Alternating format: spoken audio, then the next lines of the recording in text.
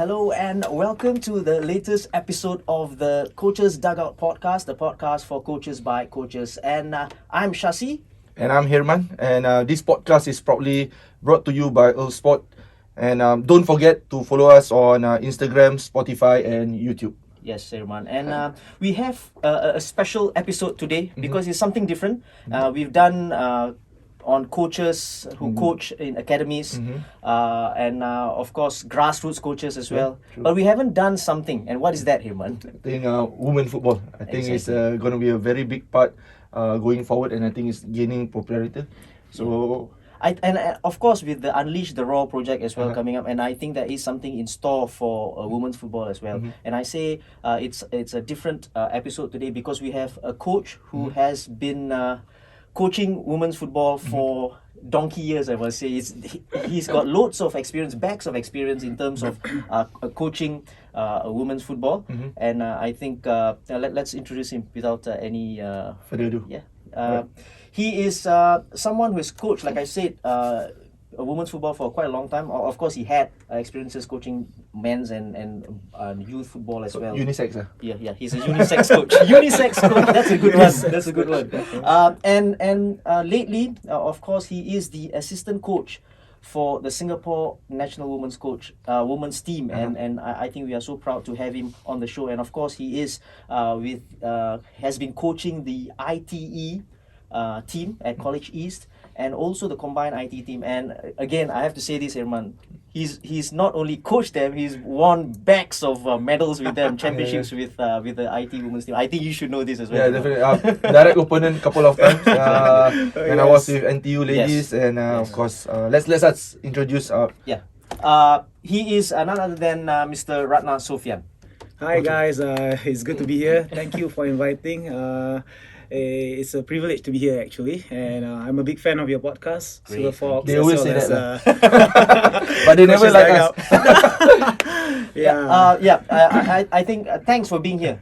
Thanks for accepting the request to be on the show itself. I think we talk about the experience as well, and of course, let's not forget he was a former pro in the Singapore League, the S League, and now of course the Singapore Premier League. But before we start off with talking about women's football and stuff like that, let's briefly talk about your experience, Ratna. Coaching wise, how did you start coaching, and then how did it get into the women's side of things? Okay. Well, I started coaching as soon as I stopped playing football. That was in 2008. I had an early retirement. I think I was about 29 that time. When I retired, I had a job in ITE, which presently we are all in it now. And then I was assisting the head coach for the women's team. That was the legendary Mr. Shahul. So I was helping him out with the women's team, and eventually he left for the studies. And he entrusted me with the women's team. So that was when my coaching journey started for women's football. As we go along, I had amazing experience with some of the players. After they not only play for school, they are playing for clubs outside, and then some of them represent national team and stuff. So I was quite intrigued. I know there was a women's league somehow, but I've never experienced it. So I took the initiative to watch some of the games, and I find it to be an amazing experience. I realized they can do a lot of things that I don't think it was possible to begin with. Now, I know they always say women's football is slow. Women's football is like guilty. You have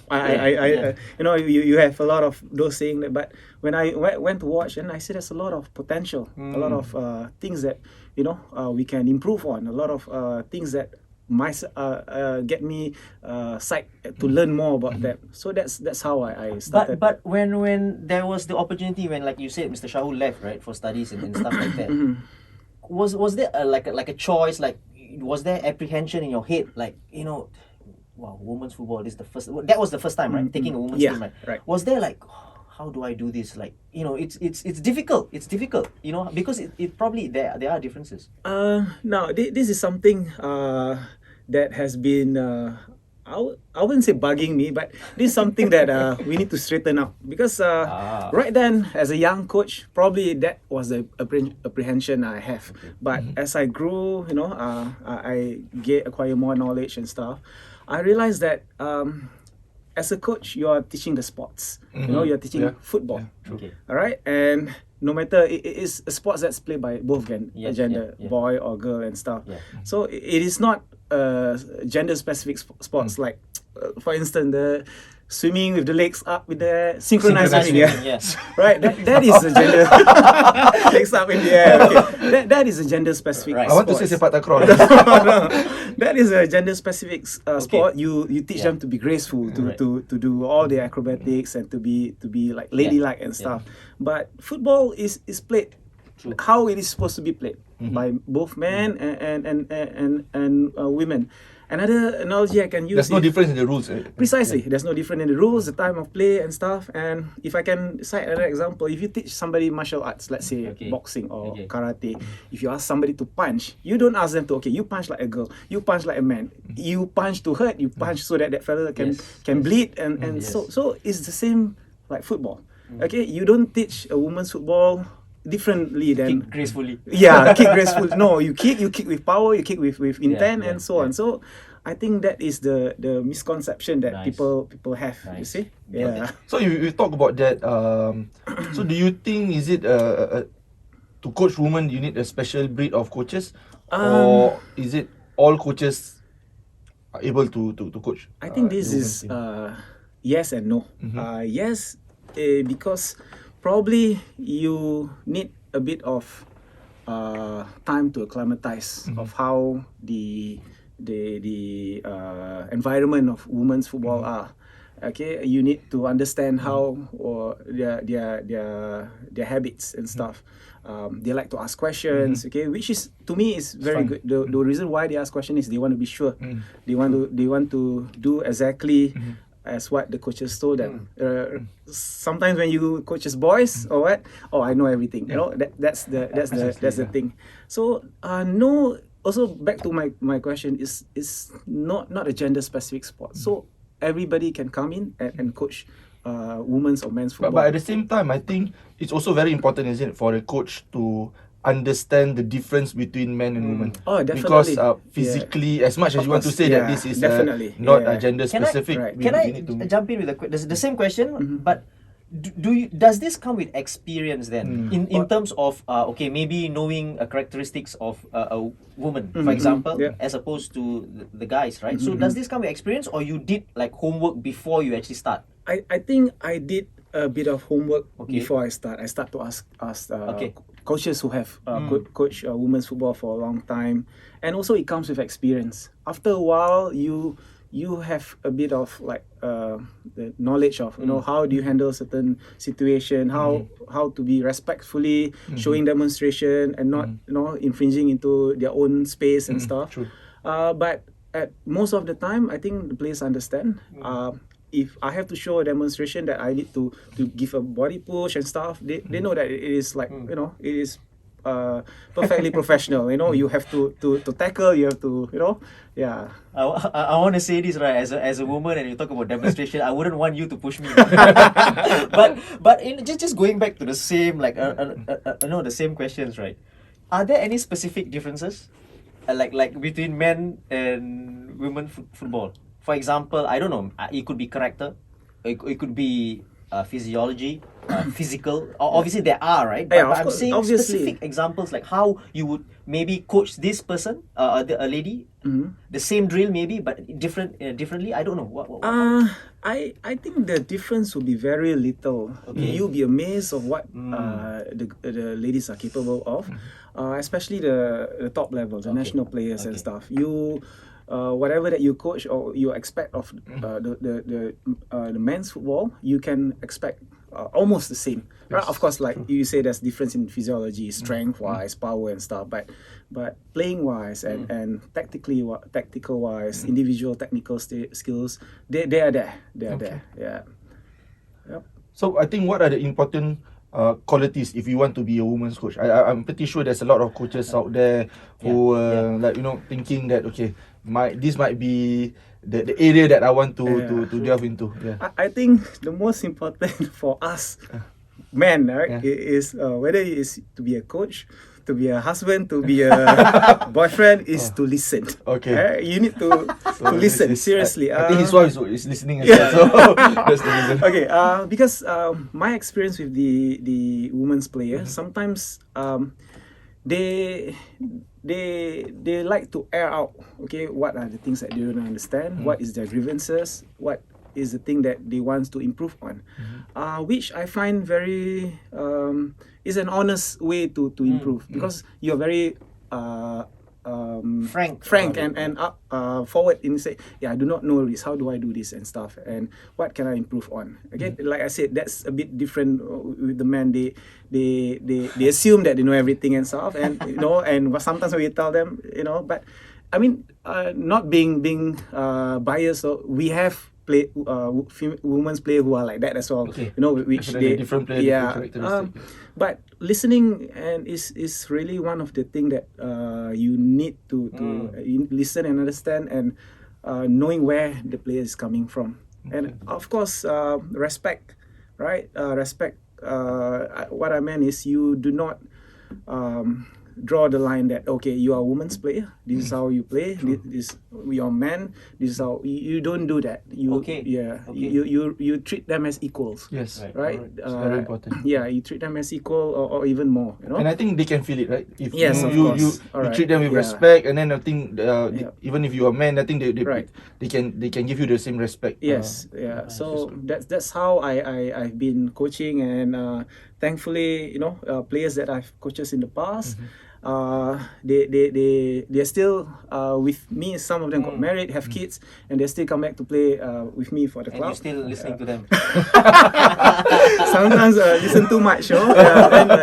So I think great. So it's basically listening. I think it's very important, and of course the respect that you have in terms of the sport itself, in terms of coaching wise. Those are very good qualities. So those coaches who might want to be heading into that direction, in women's football, I think I think it's pretty safe that you got to be a good listener, right? And of course respect is very important. You know, we talk about you as a coach, and of course you've taken a club side in terms of women's football, even IT, and then now the national team as well, right? Yeah. Let's talk a little bit about recruitment of players, right? How do you go about? What are the qualities that you look for? Okay, so we let's try to break this down, right? Club, IT, and national team football, right? Okay, let's start off with the so-called lowest rung, IT, at IT level, school level. How do you recruit players? Oh, you know, tournaments? in IT, once we have a CCA drive, right? Recruitment drive. We just have a booth there, and you have all the names ready. People will sign up. That's the popularity of the sports, you know. And the boys, you have few hundreds coming in. It's the same. You notice there's a trend that more and more female players are playing, and then that is in IT. You have you fix a date, they write their names, and they come down. But from then on, obviously, let's say you have I don't know, 80 for example. So what are the qualities that you look for when you recruit maybe for the school team? For this is where I have to in the past I will just, you know, what people will do is they pick the best 20 or 25, and the rest will just I'll see you next year kind of thing. But I try not to do that. I try to keep the interest going. The better players, definitely they will be split into teams where they will be trained for competition and stuff. The one that just learn how to play, the one that is, you know, not interested in the sport, interested in sports, will be kept into under a different group. So this is the And I CCA think group. it's very important because I think especially for women's football, the numbers are not huge. And I think if we start to just keep people out without even allowing them to play, I think soon we're going to kill them, kill their interest, right? So I think I love the fact that you, despite, you know, having good players in your teams, you still create an avenue or create a platform for these players to because play. eventually the players who are in the CCA group, which is not, they actually got better, and some of them actually move on to the group that play in competitions, you know. So there's always, we need to balance that out. Yeah. Right. And then moving along for clubs. Yeah. Clubs, the clubs that I coach with, Simi United, these are made of ex-IT players that have graduated. Mostly they have graduated. They want somewhere to play with the rest of those teammates that they played when they were in school. alumni, So they are alumni. So these are the players which I already know. I know what they are capable of, Right. and so it's easier in that sense. And then because you are going into a competition, you want the better. These are where things will be a bit more strict, a bit more disciplined and stuff. And then when it comes to the national team, all right, these are the so-called cream of the crop. You have to have the best players out there. We have to pick players from clubs which is performing at the league, but unfortunately, for this year we don't have. For the past 2 years, in fact, we don't have the women's league going on because of COVID issues and stuff. So it is hard to pick players from clubs. So we have to rely on contacting coaches from other clubs. You can send your players and have a look, and that's how we go about preparing for this But I still want to put you on the spot because at the moment you're still very general, right? It's trying to play it safe, right? So let's if there's one particular quality of a player that you are looking for, whether it's for school, for club, or for national team, what is it? I think some coaches, first thing they look for is speed. Right, some they want players that have speed, or some coaches say that technical abilities is number one, or some coaches even say that attitude is the thing that I'm looking at. So for you as a coach, I think personally for you, I don't say that whether this is national team or this is club. So what do you look out for specifically in a women's player? Okay, to me, right? The things that I look for when I want to pick a player is, one is attitude, right? The other one is whether you are willing to work, right? Because I always believe hard work beat talent anytime, right? You have to have a positive attitude. You might not be the best player there, but if you have the attitude that I can work hard, I can improve. You are willing to learn whatever the coaches instructed you to do and stuff. I think you go somewhere. You might not be the best player, but you are there. You are a significant part of the team. You are an important part of the team. So if I have more players like that, I think you will make a very good group of players. That's the thing that's important to me. I think it's probably quite a general thing. So in terms of the men's football as well, if you really look at it. So again, I think which brings me back to Ratna's point at the beginning of the show, that there's really no difference between in terms of recruitment, in terms of the qualities that you look for. It's probably the same. So there's no, it's not gender specific. So very good points. Those are very good points. And we will also touch about how you recruited some of the players for the recent tournament. But we'll go through that a little bit later on. What is the most satisfaction you derive from being a women's coach? 10 over years now. Oh yeah, 10 over years. Okay, how long has it been exactly? Exactly, I think more than 10, I think. I think about 11, 12 years. Right. Yeah. So What is the satisfaction that you get or you have gotten? I got first of all, I think I'm really blessed and lucky to be in this situation where not many people have the chance.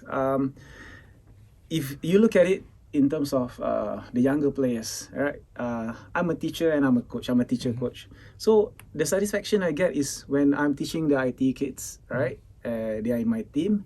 They progress on to move on to the national team to play in the clubs and stuff. At the same time, as a teacher, it gives me a great satisfaction that they're doing well in school. They graduate from IT, move on to the police and stuff. And there are quite few examples that we have now in the national team. Farhana is one of them. She was a sportswoman in ITE, and then she moved on to Republic Poly. Izzati was one of them, IT combined player. Stephanie was one of them. And then currently we have Nur Hidayu, which is current in IT as well.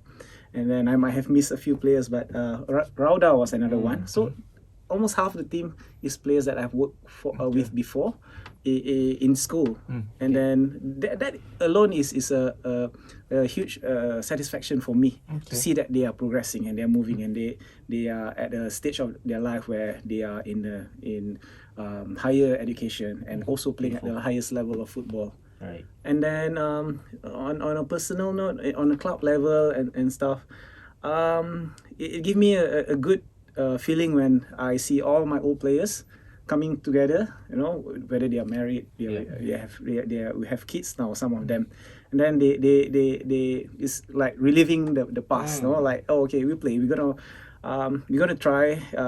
You know, we might not be the champion, but at least we are there. But and we didn't do too bad either. You know, we end up third in the, we end up second in the National League. Then we got promoted to the Premier League. We end up third. So that is the little things for me. You know, yeah. So before Herman, you ask the next question. You were nominated and won the Coach of the Year. For FAS, right? Yeah, that was for the Women's National League. How long was this? 2-3 years ago. 2017, 18. How was that feeling like? Because you got chosen or not chosen, or you were selected to be a women's coach at school level at IT 2000 whatever, right? By chance, if you want to say that, right? By chance. And then just progressing like that, and then without knowing anything, you know, it's like surreal, right? Yeah. What was the feeling like to be able to win an award like that? Like you say, it's surreal. I really have no clue. It was already to me it was a blessing to be nominated. Really, you know, like people value your contribution and stuff, and then to won it is just a bonus to me. It's like it's a recognition of you know what you have done and stuff. But does it mean that you are so satisfied that you don't want to now try to coach a men's team? That's a good just thinking. Okay. You know, do you? I'm not saying that it's upgrade if you coach a man. No, I don't mean that. But what I meant is that, do you ever think that, okay, now I have coached the ladies, I've coached kids as well at the grassroots level. So I've coached men as well in school level. And you see, the thing is, it's not a downgrade or upgrade. That's never the case. Although there are some coaches who think that way, and I don't want to mention any name, but some of it is very, you know, painful to hear when they say, "What is he doing with women's football?" You know, like. You get that? Of course, I do get it. He was a very prominent coach, but you know. Say the name. No. And to me, that's very disrespectful. You know, you don't put down any coaches for being in women's football or men's football. If I can be honest, any of the women's team coaches can take a men's team as well, right? And but do you have that desire to at a higher level? For now, I think my job is not done yet in the women's football. I still have a lot to give. I still think that there are things that we can achieve until a point where, you know, okay, you know, that next adventure I'll go somewhere else and stuff. But for now, no. If you think that if you say that, you know, I'm too comfortable, or no, I don't think so. I don't think that's the case. You're still hungry. I'm still hungry. I'm still hungry for more knowledge, more, you know. Before Herman, you put him on the spot with the next question, right? I just want to say this, right? And I think you brought a point about it's not an upgrade or downgrade. Totally agree with that, right? And I also have to say this, I wouldn't coach, or I wouldn't want to coach a woman's team, not because I feel it's a downgrade. I think I can't do it. You know what I mean? There's a difference, because I don't think I will have that kind of listening ear that you have. Respect I will have, definitely, but I just still feel that it takes a little bit of a special kind of person, just like coaching grassroots and the toddler group. You know, it's something special. So I've got to put it out there for all coaches to know that as well, because this is not a roja or masak thing that you find in you know, pasar malam. You know, this is a real thing. It's not stuff. It's not played. And I think you're giving them respect by not just going into the session and not preparing and just being there for the sake of being there. So I think that's very important. Alright, so we talk about all the nice things about women's football. Okay. Again, I think my job here is to put you on the spot. Okay, the next one is, what are the challenges of a woman coach? Well, I think with any sports, with either men's or women's, there are Tell us bound the to be truth, challenges. Ratna. Okay, I'm telling you, I'm getting there. You know? I think for the couple of years, I mean, this last 2 years was a very challenging period because we don't have a women's league that is running, and because of that, we need to see the bigger picture, which is Okay. the national team. When we are competing in the AFF tournament, in the AFC tournament recently. Why didn't it carry on like the SPL did, right? Yeah, that's the thing. You see, this is the first time it happened, right? So What happened last year when COVID just hit? What? yeah, it happened in the past 2 years. Okay, so last year it got cut short, right? It didn't. No, it didn't start. It didn't Ah, start. okay, But okay. we were in the middle of preparation, right. and then Okay. that was the thing that the men's football eventually start. Yeah. So, but it is a totally different landscape in the Okay. women's club scene, right? The club, most of the club, they are run by generous people True. who wants to keep it running for the passion of it. The only one that is very we can afford everything is LCS, which is very good of that of them. You know, women's football under those kind of big Set up, sponsor and stuff. We can only wish that there are more coming definitely. up. So the cost of running those admin stuff and whatever logistic stuff is very, it put a strain on the smaller clubs. Okay, and then that's the challenges that clubs are facing. Okay. All right, so they need, it's a chicken and egg situation. The club need to step up. They also will love to receive some help so that it can get better. But the good thing is, next year or next couple of years, it is there have been plans to include a women's team in the SPL club. So you know that So all SPL clubs must have a women's team. yeah, that That's a is great still in the move. pipeline. a great I think that is the way to move forward. Yeah. Once you have that, But they have competition, eh? of course.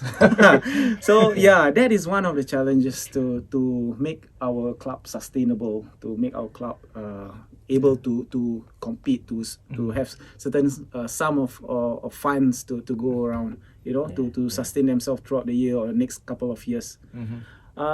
The other challenges, if I can mention it, I thought about it before coming here. I forgot.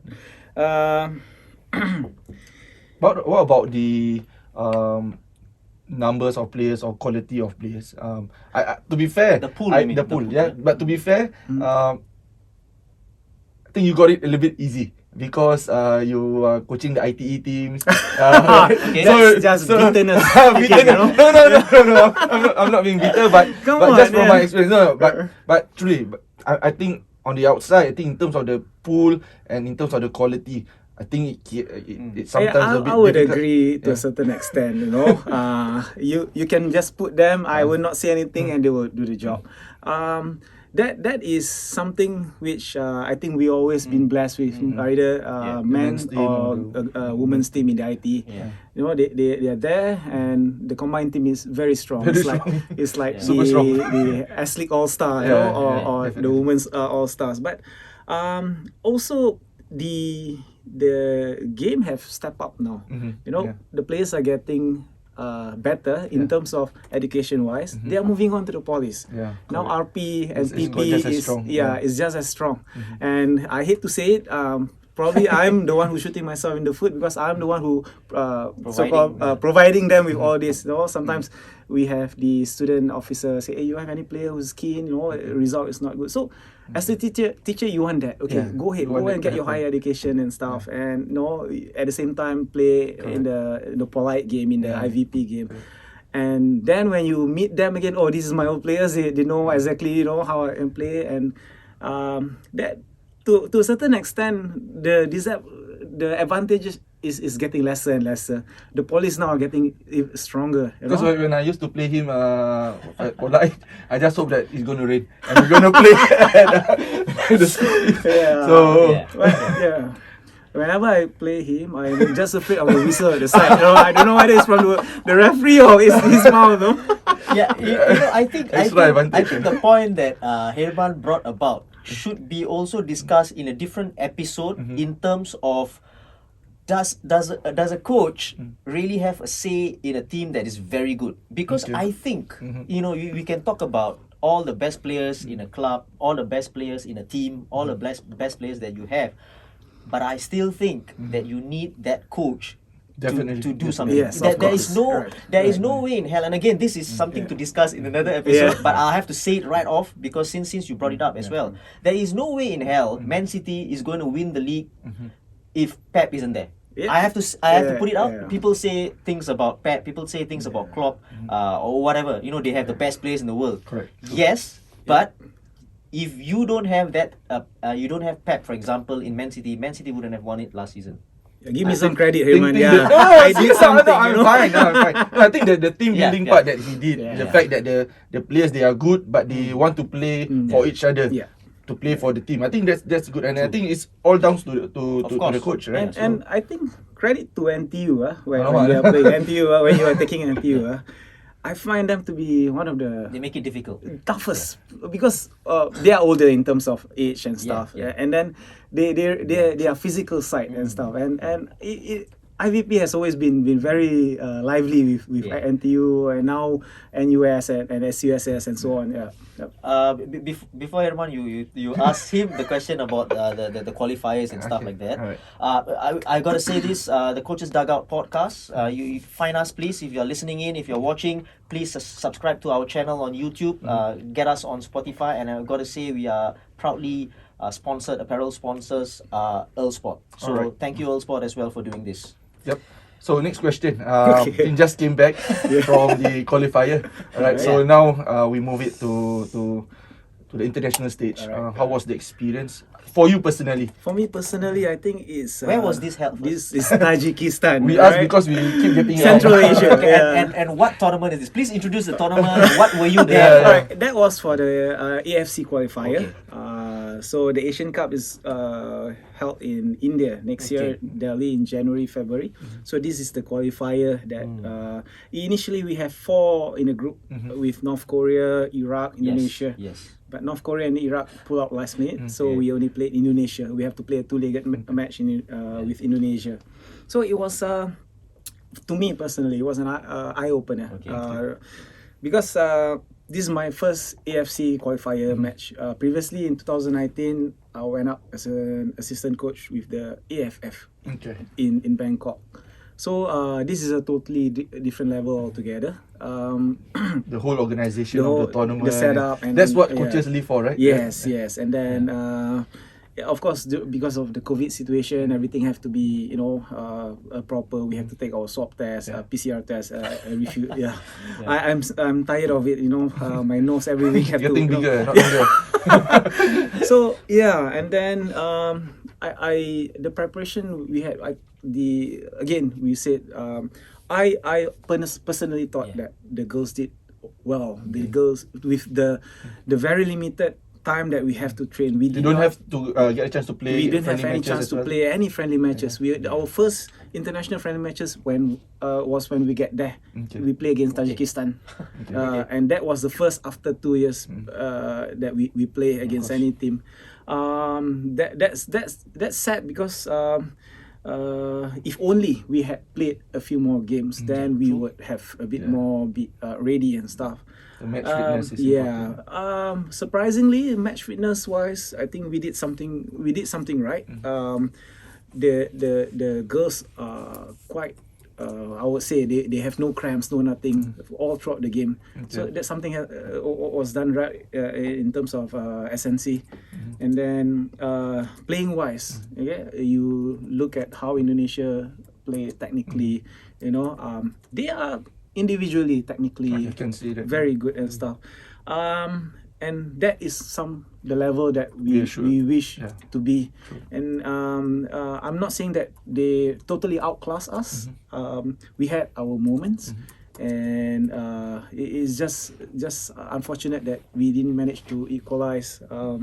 We lost both game 1-0, but I see a lot of good positive thing coming out. I know that it's a good opportunity with that situation whereby two teams pull out, right?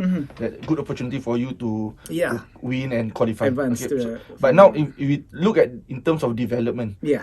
would you wish that there's the other two teams in there so that you get to play more Definitely. games, regardless of the result, Yeah, right? definitely. It's whether we Yeah. are playing, I don't care, North Right. Korea or Yeah. USA, but Right. at least you got Correct. the ladies have a chance to play Yeah. against top tier team. Do you think? I think that was what we hoped for. Even though realistically, you play Indonesia, we one game, few games we win, but in terms of development, like you said, that will be a good gauge of the players' overall, standard. 1 or 2 games, like there's very limited thing you can see. But if you play 3-4 games in a tournament setup, that will be awesome to see. All right, and talking about development, I think not maybe half. There's a couple of players which are under the age of 18. We have Hidayu who make his her debut, 17 years old.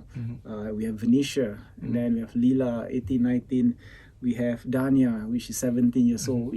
And these are things that is looking up for women's football. The next couple of years, we have people, that will be there to steer us on for the next couple of years. And also, if you talk about development, we have more and more players playing overseas now. And it is the sad part is because of COVID again, we can't call that back in. We have one in Japan, right? Nani, which is with Kobe, right? And she was in Australia. And then we have the likes of Priscilla, Surya, which is in Australia. Putri is in US. And then we have a couple more. Danelle is probably going to Europe and to see, to venture out, as well as Summer, who's also going to US. So all these are a good signs that we are moving forward and getting things better in terms of exposure. Listen, this would have been unheard of a couple of years back, maybe even 2-3 years back. You talk about the players and the countries that they are in, Japan, US, Australia, and all this, and these are women players playing overseas. There are probably more players playing overseas for the women's team than the guys. You take away Iksan and all these guys, right? So it is an amazing opportunity right now for the ladies, and all these ladies who are playing away as well. They are opening up the doors. The doors are open. If you are good enough, you can make it. It doesn't matter where, So the the women's football is looking up. And I have to say, I watched the first game, the one against it was aired live anyway, right?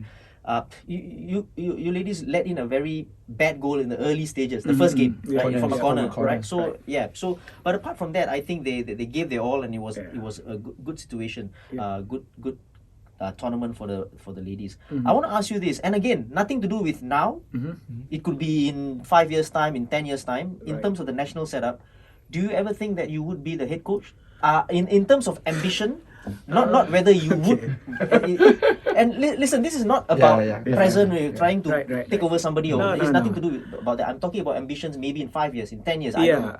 I think I've been asked this question before. My question is, my take is, I think wherever you are, you should aim for the highest. But for example, my next step will be the head coach, right? But that I know myself. I have to get myself certified. I have to get myself my pro diploma, my A license and stuff. And that eventually will happen in the next couple of years.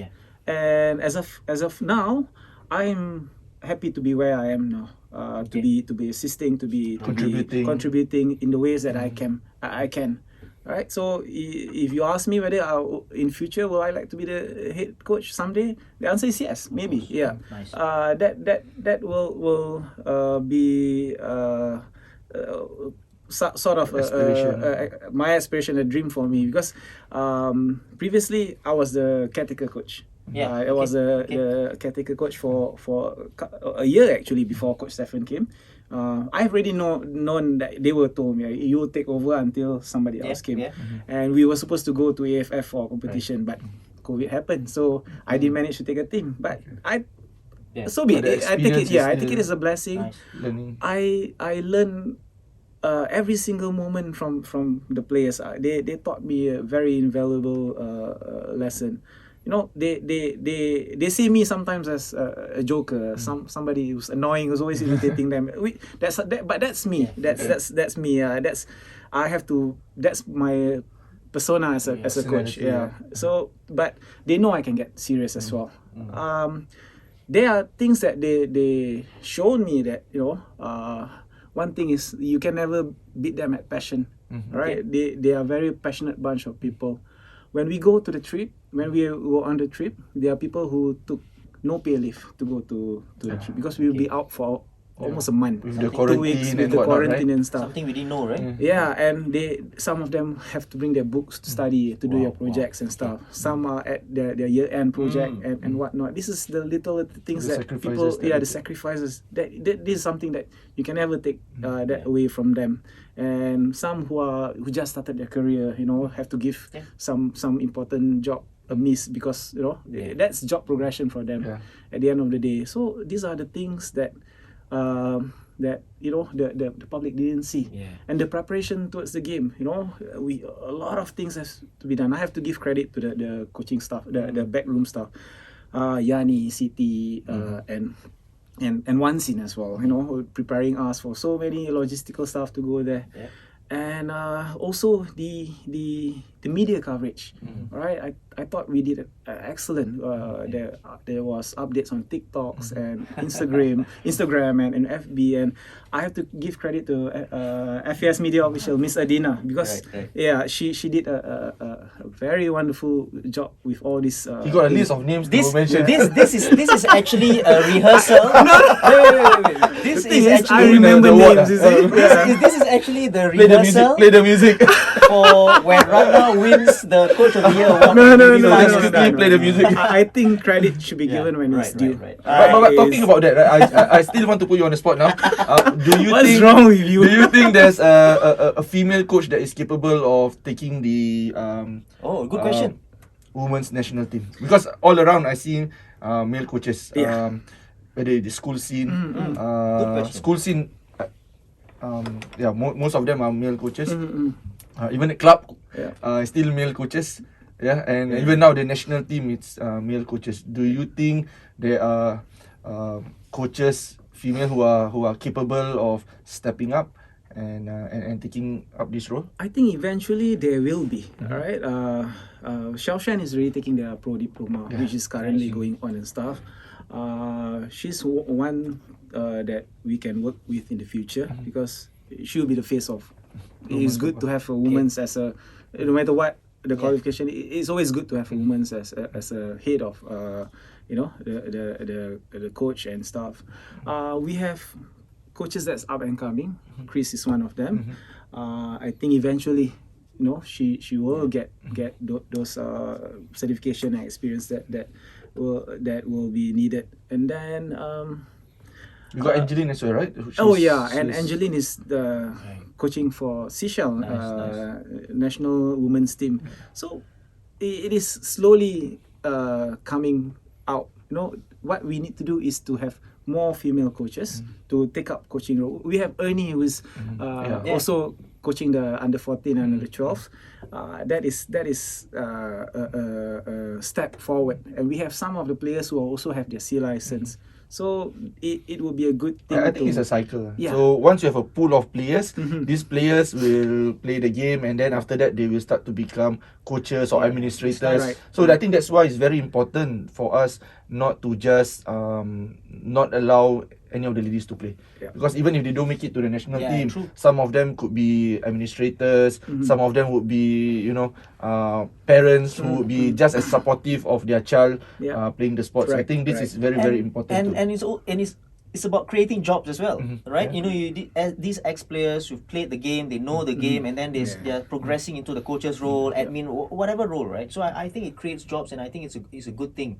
Which brings us to the next point, right? I think about unleash the Raw. I wanted to say dragon, unleash the Raw project, right? And all. And there has been talks of changes and focus on women's football with Unleash the Raw. Now, how do you see the landscape now? You know, and what are the changes? Do you see any changes being made, especially for women's football? I can't comment so much on that now, but definitely there will be changes in terms of the zone, creating a zone in schools, you know, and how do we promote football more for women, especially in school setup. Currently, we have schools that's playing. I cannot tell you the exact number. This is something I think the majority of the ladies, they start playing at tertiary level. Yeah.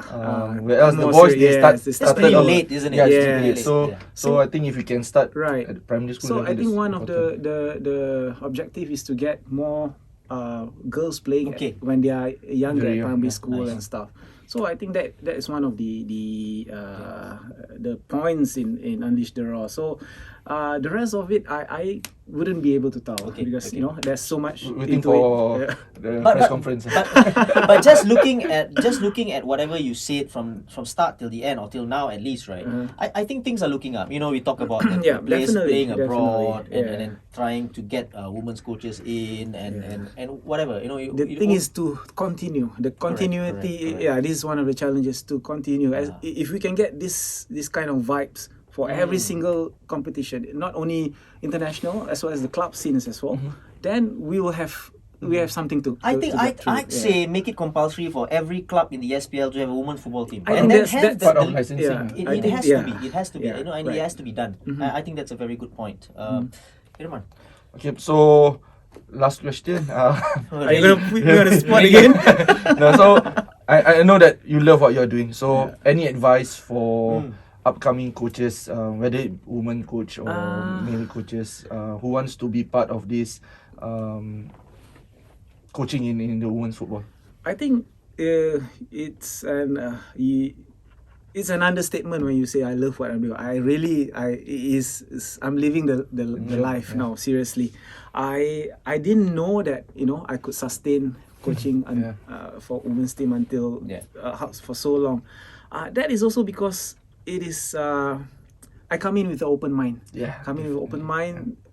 Coming without any sense of ego that I'm better because I play in the last SD, because I was a national player and stuff. I came in totally fresh because what you know when you are playing is totally different when you are coaching. Definitely. You need the So tools. two different Yes, professions definitely. actually. Yeah. And that's what some of the coaches made a mistake with, because I'm a player, I should know this. I think some are natural, they will already know what they do, but some need a bit more practice, and so you come in with an open mind, and you must love what you're doing. Okay, I never see it as a job. I never see it as it's a drag and what. So this is something that I've been doing ever since school. It was school, training, and then home for me. And now it's the same thing. I go to school to work, and then training in the evening and home. So it is a routine for me already. Yeah. Well, Mr. Ratna Suffian, this don't worry, I won't put you on the spot.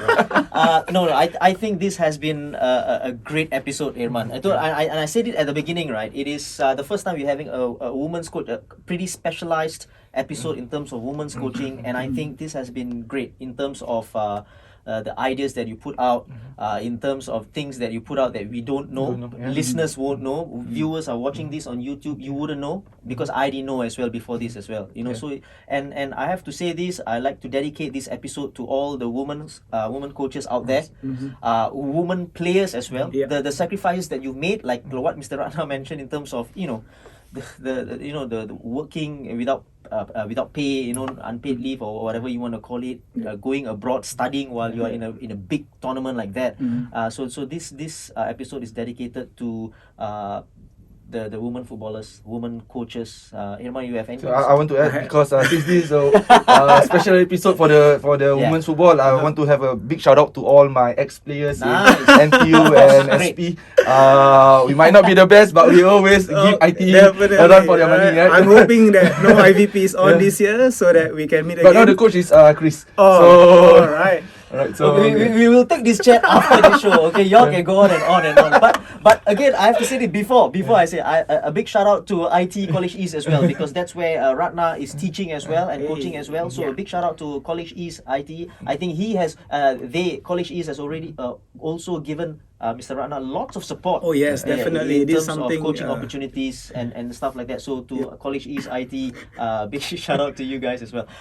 Well, this has been what episode is it? Episode 6? I can't remember, but it's okay. This has been the latest episode of the Coaches Dugout podcast, a podcast by coaches. And again, we are proudly apparel sponsored by Earl Sports. So thank you so much as well. Till the next episode, cheers. Thank you, guys. Thank you, Ratna. Cheers.